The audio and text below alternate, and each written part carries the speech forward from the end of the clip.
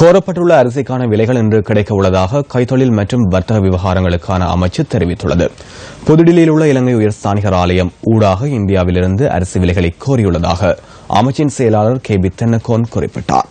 அரிசி விலைகள் கிடைத்தவுடன் முதற்கட்டமாக 10,000 மெட்ரிக் டன் அரிசியை இறக்குமதி செய்வதற்கு திட்டமிட்டுள்ளதாகவும் அவர் தெரிவித்தார். சுமார் ஒரு வாரத்திற்குள் அரிசி தொகையை இறக்குமதி செய்ய எதிர்பார்ப்பதாகவும் அமைச்சின் செயலாளர் மேலும் கூறினார். பாகிஸ்தான், பங்களாதேஷ் போன்ற நாடுகளிடமிருந்தும் முன்னர் அரிசி இறக்குமதி செய்யப்பட்டுள்ளதால் அந்த நாடுகளிலும் அரிசியின் விலைகள் குறித்து கவனம் செலுத்தியுள்ளதாக அவர் குறிப்பிட்டார். பண்டிகை காலத்தினை முன்னிட்டு நெட் சந்தைப்படுத்தல் சபையின் களஞ்சிய சாலையில் கையிருப்பில் உள்ள அரிசி தொகையும் சந்தைக்கு விநியோகிக்கப்படும் என்றும் அவர் மேலும் தெரிவித்தார். எதிர்காலத்தில் பருப்பு, சீனி போன்ற அத்தியாவசிய உணவுப் பொருட்களையும் இறக்குமதி செய்து மக்களுக்கு நிவாரண விலையில் விற்பனை செய்வதற்கு அமைச்சு திட்டமிட்டுள்ளது. அத்தியாவசிய உணவுப் பொருட்களை சதோச நிறுவனத்தின் ஊடாக மக்களுக்கு விநியோகிக்க உள்ளதாக கைத்தொழில் மற்றும் வர்த்தக விவகார அமைச்சின் செயலாளர் மேலும் குறிப்பிட்டார். இதேவேளை எதிர்காலத்தில் அத்தியாவசிய 25 வகையான உணவுப் பொருட்களை மக்கள் இலகுவாக பெற்றுக் கொள்ளக்கூடிய வகையில் நாடளாவிய ரீதியில் 8000 விற்பனை இலக்குகளை அமைப்பதற்கும் உத்தேசிக்கப்பட்டுள்ளது.